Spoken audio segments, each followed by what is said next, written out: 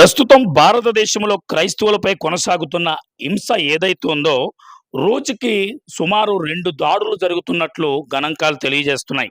అయితే భారతదేశంలో క్రైస్తవులపై రోజుకు కనీసం 2 దాడులు జరుగుతున్నాయని తాజా నివేదిక వెల్లడి చేయడం జరిగింది. అయితే ఏది ఏమైనప్పటికీ కూడా జనవరి 3 అంటే 2023 వరకు 687 హింసాత్మక ఘటనలు దేశంలో 23 రాష్ట్రాల్లో నమోదయ్యాయని గణాంకాలు తెలియజేస్తున్నాయి. ఇది ఇలా ఉండగా ప్రధానంగా ప్రభావిత రాష్ట్రాలు ఏవున్నాయి, క్రైస్తవులపై ప్రత్యేకంగా దాడులు చేస్తున్న రాష్ట్రాలు ఏవైనా ఉన్నాయి అని అంటే అవి తప్పక చెప్పాల్సిందే.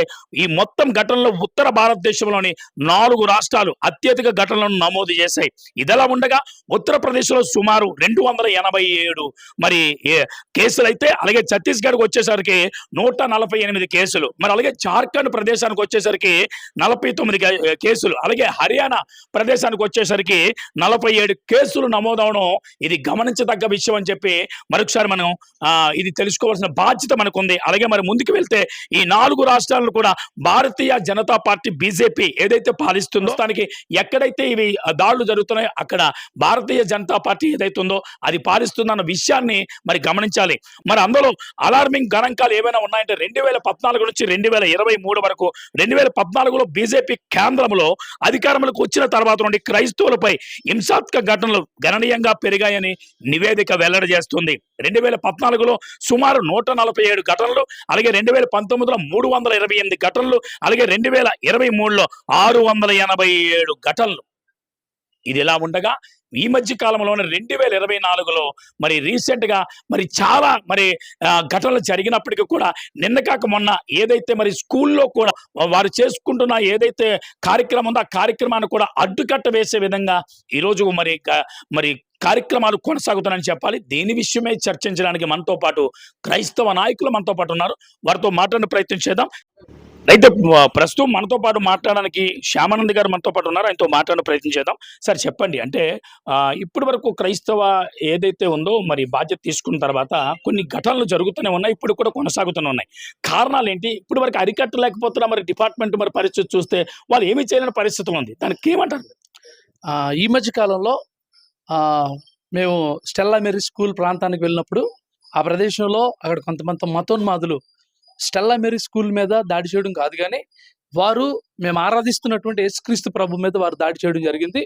అదేవిధంగా వారు మాటలతో భయంకరమైనటువంటి దుర్భాషలు మాట్లాడడం జరిగింది. ఆ విషయంలో మేము పోలీసు వారిని స్పందించినప్పుడు దాదాపుగా మాకు న్యాయం చేయడానికి దిశగా వారు ప్రయాణం చేశారు. అంతేకాదు ఆ సమయంలో మాకు డిఎస్పీ గారు కావచ్చు, లేకపోతే ఏసీపీ గారు కావచ్చు, వారు మాకు ఎంతగానో సపోర్ట్ చేశారు. అయితే ఈ యొక్క కార్యక్రమాలు మరింతగా మతోన్మాదులను అరికట్టవలసిందిగా మేము పోలీసు వారిని కోరుతా ఉన్నాం. అంటే సుమారు ఇప్పటికిప్పుడుగా ఈ మధ్యకాలంలోనే ఉత్తరప్రదేశ్లో సుమారు 287 ఘటనలు జరిగాయి. ఆ పక్కనే ఉన్న ఛత్తీస్గఢ్లో చూసుకుంటే 148 ఘటనలు జరిగాయి. ఆ పక్కన ఉన్న జార్ఖండ్లో చూస్తే 49 ఘటనలు ఉన్నాయి. దానికి అనుగుణంగా ఉన్న హర్యానా ప్రాంతంలో చూస్తే 47 ఘటనలు ఉన్నాయి. ఇవన్నీ ఎలా చూడాలి? ఇవన్నీ కూడా ప్రభుత్వ వైఫల్యాలే అని చెప్పి నేను తెలియజేయడానికి ఇష్టపడతా ఉన్నాను. ఎందుకంటే మనల్ని పరిపాలిస్తున్నటువంటి నరేంద్ర మోడీ గారు బహుశా చాలా మంది సనాతన ధర్మం అనేటువంటి ఆలోచనతో వారి మీద రుద్దడం జరుగుతుంది. అంతేకాదు ఈ యొక్క సనాతన ధర్మం యొక్క పరిస్థితులను బట్టి, అంటే నేను మాట్లాడుతుంది హైందవ సోదరులందరూ కాదు, కానీ వారిలో కొంతమంది మతోన్మాదులు ఈ విషయాన్ని వారు రైజ్ చేస్తా ఉన్నారు. అంతేకాదు క్రైస్తవుల మీద దాడికి కూడా దిగుతా ఉన్నారు. అది మేము ఖండిస్తున్నాము. ఈ విషయంలో ప్రభుత్వాలు దీన్ని గట్టిగా దీనికోసం ఆలోచన చేయాల్సిందిగా కోరుతున్నాం.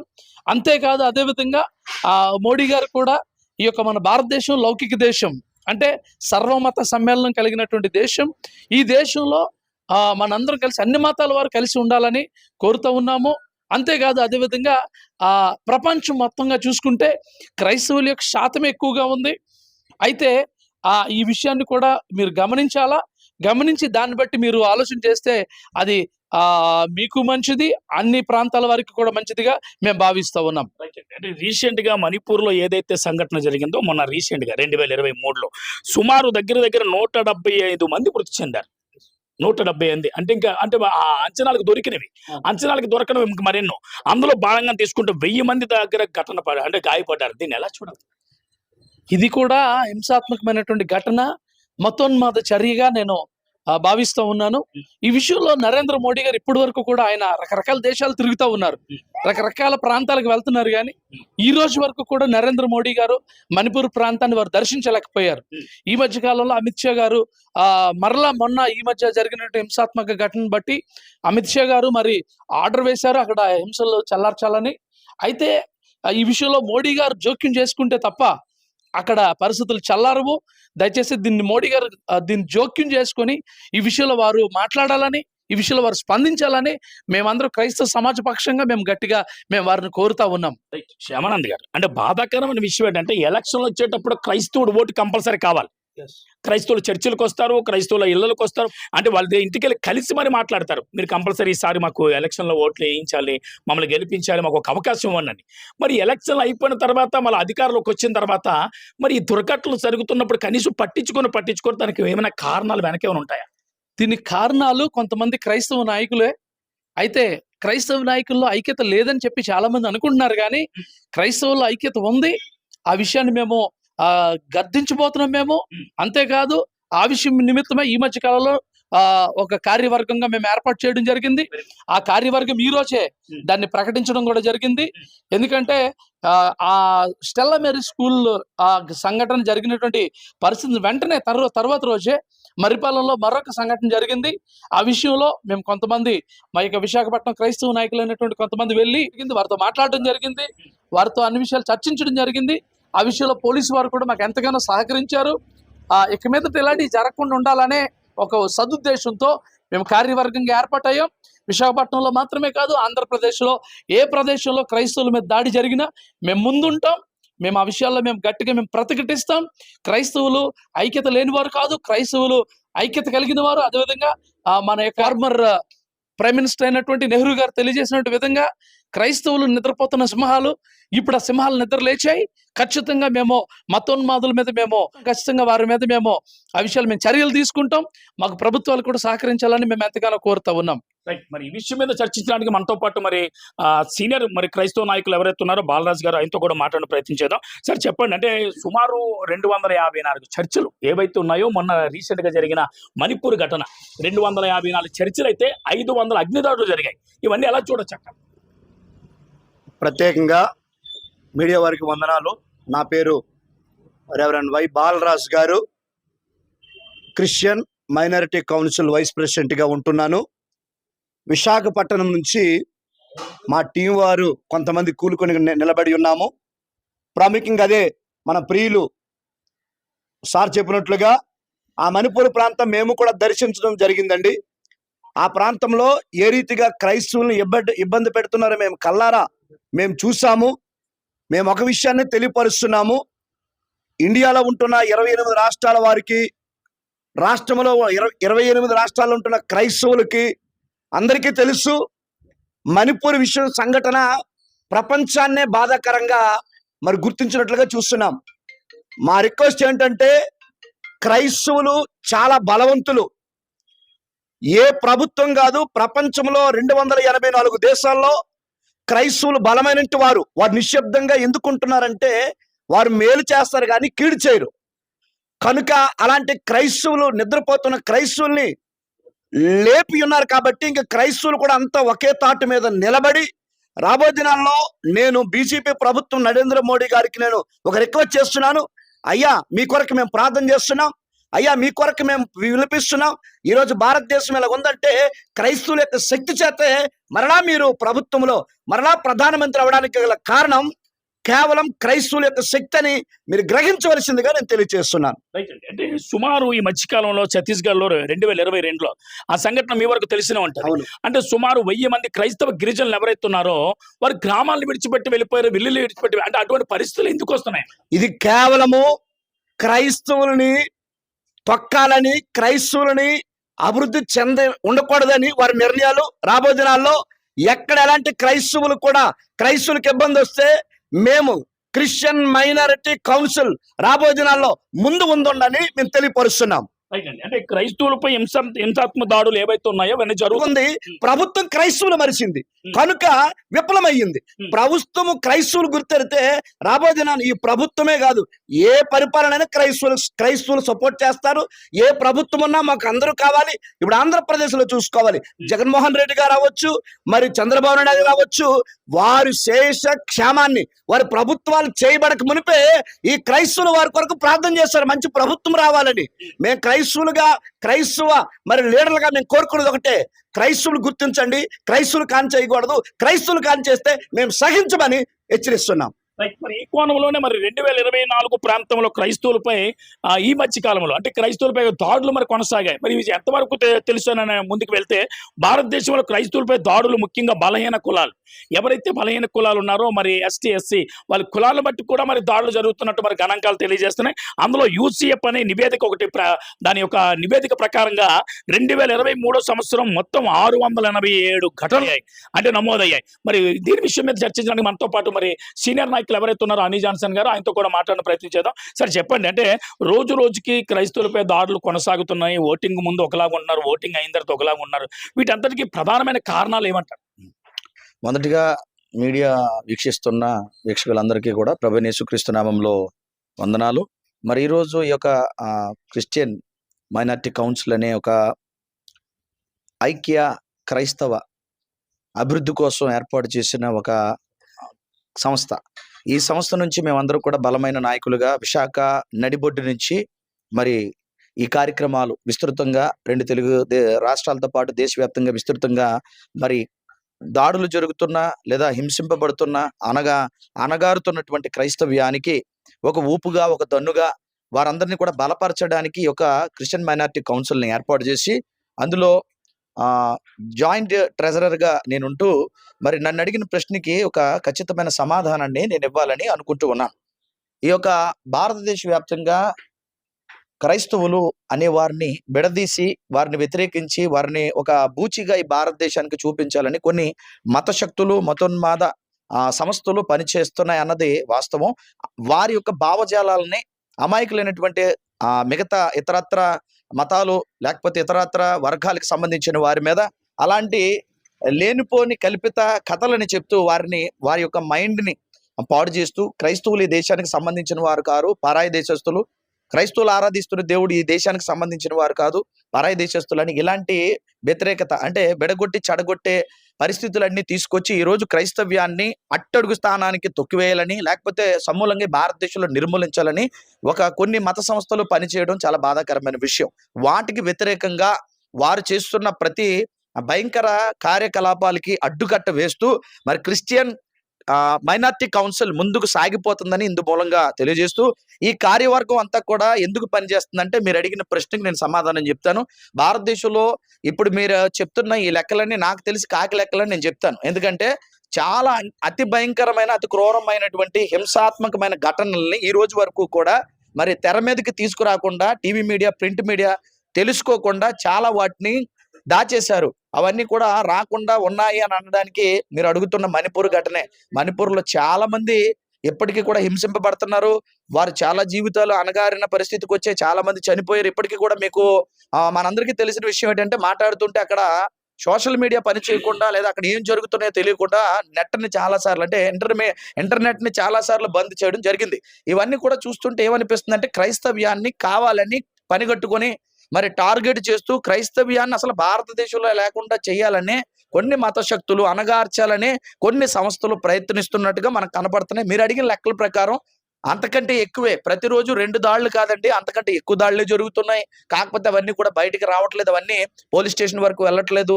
వాటిని ఒకవేళ పోలీస్ స్టేషన్ వరకు వెళ్ళినా వాటన్నిటినీ కూడా మరి పరిగణలోకి తీసుకొని కేసులు పెట్టి వాటన్నిటిని కూడా మరి ఎంక్వైరీలు చేసి లేదంటే వాటి మీద జరిగినటువంటి దాడులకు గాను బాధింపబడిన ఎవరైతే క్రైస్తవులు ఉంటారో వారికి న్యాయం చేయాల్సిందిగా కూడా మరి చట్టాలు కూడా పనిచేయట్లేదు, నాయకులు కూడా పనిచేయట్లేదు, ప్రభుత్వాలు పనిచేయట్లేదు. మరి సీనియర్ మోస్ట్ నాయకులు అనేవారు మీరు అన్నట్టుగా క్రైస్తవులు అనేవారిని ఎప్పుడు గుర్తొస్తున్నారంటే కేవలం ఎలక్షన్ వచ్చినప్పుడు మీరు కూడా భారతీయులే, మీరు కూడా మావారే అని చెప్పి చర్చలకు రావడం, మాతో పాటు ఉండడం, వారు మేము మీ వారమే, మరి మీకోసం మేము పనిచేస్తామని చెప్పి ఈరోజు క్రైస్తవులందరినీ కూడా మభ్య పెడుతూనే ఒక విధంగా ఓట్లు వేయించుకుంటున్నారు. అయినా సరే క్రైస్తవుల ప్రేమతో ఏదో ఒక మా నాయకుడు వచ్చి మంచి చేయకపోతారా, లేదా మా పక్షాన్ని ఉండకపోతారా, మా యొక్క సమస్యల్ని తీర్చకపోతాడా అని ఎదురు చూస్తూనే ఉన్నారు. ఎప్పటి వరకు కూడా అలాంటి నాయకుడు రాలేదు, మోసపోతూనే ఉన్నారు. అయినప్పటికీ కూడా శాంతి కాముకులుగా మోసం చేస్తున్న ఏ నాయకుడైనా మంచి మాట్లాడితే వారిని ప్రేమించి వారి కొరకు ప్రార్థించి వారిని దీవించే మనస్తత్వంతోనే ఈ యొక్క 2 తెలుగు రాష్ట్రాలతో పాటు దేశవ్యాప్తంగా క్రైస్తవులు ఉన్నారు, ఉంటారు.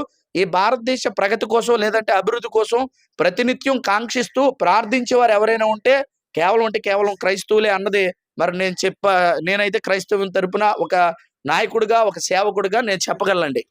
అంటే భారత రాజ్యాంగంలో ఏదైతే డాక్టర్ బిఆర్ అంబేద్కర్ అంటే రచించిన రాజ్యాంగం ఉందో అందులో ఆర్టికల్ 25, 26 అవి అమలు అవుతున్నాయి అంటారా? అమలు అవుతున్నట్టు కనబడుతుంది అంటారా? ఇప్పుడు నాకు తెలిసి ఇది అమలవుతుందా, అవటం లేదా అని అడిగితే ఒక విధంగా చెప్పాలంటే రాజ్యాంగంలో ఎన్నో ఆర్టికల్స్ ఉన్నాయి. అవన్నీ మన భారతదేశంలో అమలు అవ్వట్లేదు. అందులో 25, 26 కూడా ఒకటే. మరి వాటికి ఏమవుతుందంటే జీవించే హక్కు, మాట్లాడే హక్కు, ఏమండి ప్రాథమిక హక్కులుగా ఎవరి మతాన్ని వారు అవలంబించుకొని ఎక్కడైనా సరే స్వేచ్ఛగా వారి ఆరాధన వారు చేసుకుని వారి దేవుడిని వారు ఆరాధించుకోవచ్చని 25, 26 ఆర్టికల్ మనకు చెప్తుంటే ఈ రోజు కొత్తగా ఏం మాట్లాడుతున్నారంటే క్రైస్తవులు సువార్తకి వెళ్తే మీకు పర్మిషన్ ఉందా అని అడుగుతున్నారు. ఏమండి చర్చిల్లో ప్రార్థన చేసుకుంటే మీకు పర్మిషన్ ఉందా అంటున్నారు, ఇంట్లో ప్రార్థన చేసుకుంటే మీకు పర్మిషన్ ఉందా అంటున్నారు. అంటే 25, 26 ఆర్టికల్ కేవలము ఇతరత్ర మతాల వారికి, ఇతరత్ర వర్గాల వారికి సంబంధించిందిగా కేవలం అలా వాడుకుంటున్నారు తప్ప ఇదేదో క్రైస్తవులకి సంబంధించింది లేదన్నట్టుగా క్రైస్తవులు దీన్ని వాడుకోవడానికి అర్హులు కానట్టుగా 25, 26 ఆర్టికల్ కూడా మరి వ్యతిరేకిస్తూ కొన్ని మత శక్తులు, కొన్ని మత సంస్థలు ఈ రోజు పని చేస్తూ ఉండడం చాలా బాధాకరమైన విషయం అండి. రైట్ అండి. అంటే రానున్న దినాల్లో ఇటువంటివి పునరుత్వం కాకుండా ఉండాలంటే అంటే ఇటుపక్క అధికారులు కానీ ఇటుపక్క రాజకీయ నాయకులు కానీ పరిపాలిస్తున్నారు అంటే ఎటువంటి చర్యలు తీసుకుంటే అంటే ఇటువంటివి ఆగుతాయి? వారంటే ఖచ్చితంగా గట్టి చర్యలు తీసుకోవాలండి. ఇప్పుడు క్రైస్తవుల మీద జరుగుతున్న దాడులకు గాను మన దేశంలో ఏం పటిష్టమైన చట్టాలు ఏమీ లేవండి.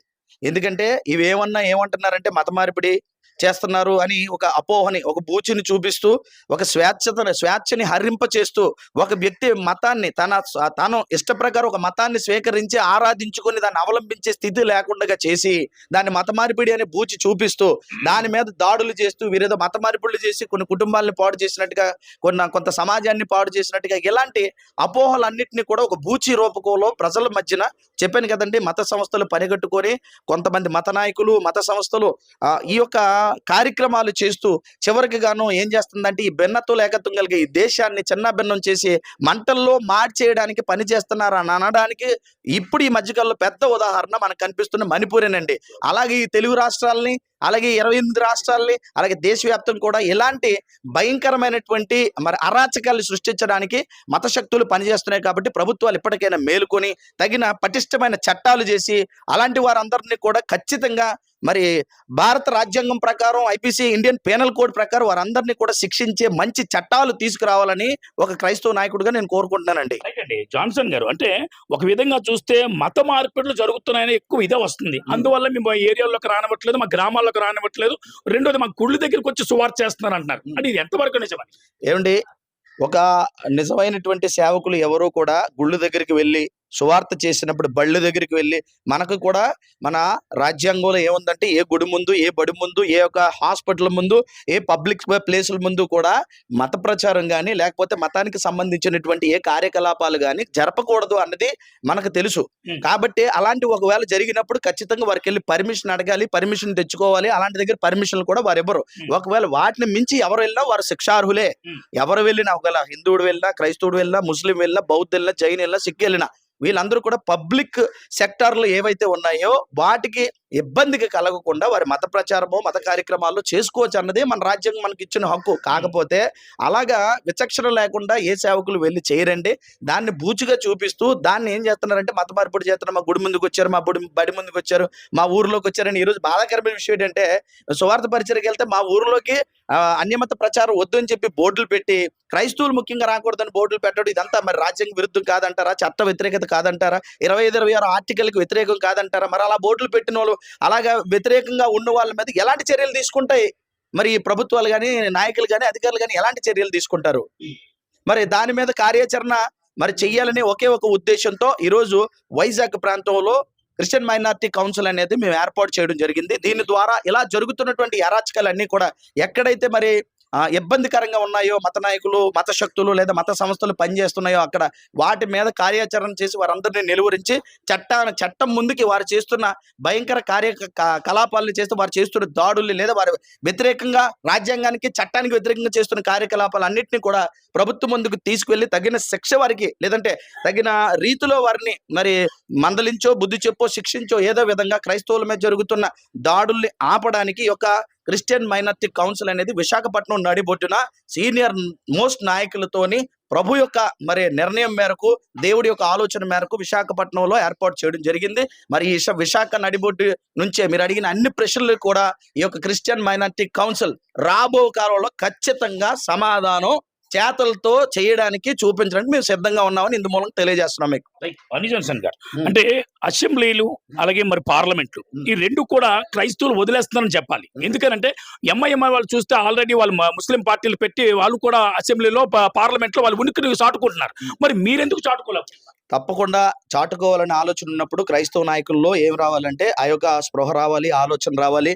వారి యొక్క ఏమండాలంటే బ్రాడ్ మైండ్ గా వారు ఆలోచించాలి. ఇప్పటి వరకు నేరో మైండ్ గా ఆలోచించారు. ఏమంటే ఏ నాయకుడు వచ్చినా మనం వారిని దీవించాలి, ప్రార్థించాలి, వారిని చట్టసభల్లో అడుగు పెట్టించాలని అనుకున్నారు. కానీ ప్రతి సేవకులు మరి సంఘ నాయకులు అలాగే నాయకులుగా రాష్ట్రాల వ్యాప్తంగా, దేశాల వ్యాప్తంగా క్రైస్తవ సమాజంలో ఉన్నవారు కూడా స్పృహ వచ్చి మరి భవిష్యత్తులో కూడా పార్లమెంట్లకి అలాగే మరి యొక్క అసెంబ్లీకి మన తరపున క్రిస్టియన్ మైనార్టీ, మనకి మైనార్టీ అనొచ్చు ఇక్కడ, మరి క్రిస్టియన్ మైనార్టీ తరపున నాయకుల్ని ఎంపిక చేసి అలాంటి వారి చట్టసభల్లో మాట్లాడే అవకాశం అనేది ఖచ్చితంగా భవిష్యత్ కాలంలో తీసుకురావాలని ప్రతి క్రైస్తవుడు కోరుకుంటున్నాడు. కాకపోతే కార్యాచరణ చేయడానికి తగిన మరి నాయకత్వం లేకపోతే వెనకాల సపోర్ట్ ఇదిలా చేస్తే మనకెందుకులే రాజకీయం అని అనుకోనో దాన్ని విడిచిపెట్టారు ఇంతవరకు. మరి భవిష్యత్తులో ఇప్పుడున్న క్రైస్తవ్యానికి ఖచ్చితంగా చట్టసభల్లో క్రైస్తవ్యం కోసం మాట్లాడే నాయకులు కావాలి అని మేము మనస్ఫూర్తిగా క్రిస్టియన్ మైనారిటీ కౌన్సిల్ తరపున మేము కోరుకుంటున్నాం. భవిష్యత్తులో ఈ కార్యాచరణ కూడా క్రిస్టియన్ మైనారిటీ కౌన్సిల్ చేయడానికి ముందుకొచ్చాం, సిద్ధంగా ఉన్నాం. ఎందుకంటే ఇవి చేయలేకపోతున్నారు కనుకే ఏవైతే క్రైస్తవ్యంలో లోపాలుగా ఉన్నాయో, ఏవైతే క్రైస్తవ్యానికి శాపాలుగా మారాయో, ఏవైతే క్రైస్తవ్యాన్ని అణగారుస్తున్నాయో, ఏవైతే క్రైస్తవ్యాన్ని వ్యతిరేకించడానికి కారణమయ్యాయో వాటన్నిటి మీద కార్యాచరణ చేసి క్రిస్టియన్ మైనారిటీ కౌన్సిల్ తగు నిర్ణయాలు తీసుకుంటూ పెద్దల్ని, క్రైస్తవ్యాన్ని, క్రైస్తవ సంఘాలని, క్రైస్తవ నాయకుల్ని మేలుకొల్పడానికి విశాఖ నడిబొడ్డున మరి ఈ యొక్క క్రిస్టియన్ మైనారిటీ కౌన్సిల్ ని మేము ఏర్పాటు చేయడం జరిగింది. అంటే ప్రత్యేకంగా ఇప్పుడు ఏదైతే క్రిస్టియన్ మైనారిటీ కౌన్సిల్ మీరు ఏర్పాటు చేశారో దాని ప్రధానమైన మోటో ఏంటి? దాని ప్రధానమైన మోటో క్రైస్తవ్యంలో అవేర్నెస్ రావాలి. క్రిస్టియానిటీ జరుగుతున్న ఈ యొక్క పరిస్థితులు పరిణామాలు ఏం జరుగుతున్నాయో ప్రతి క్రైస్తవుడు అర్థం చేసుకోవాలి.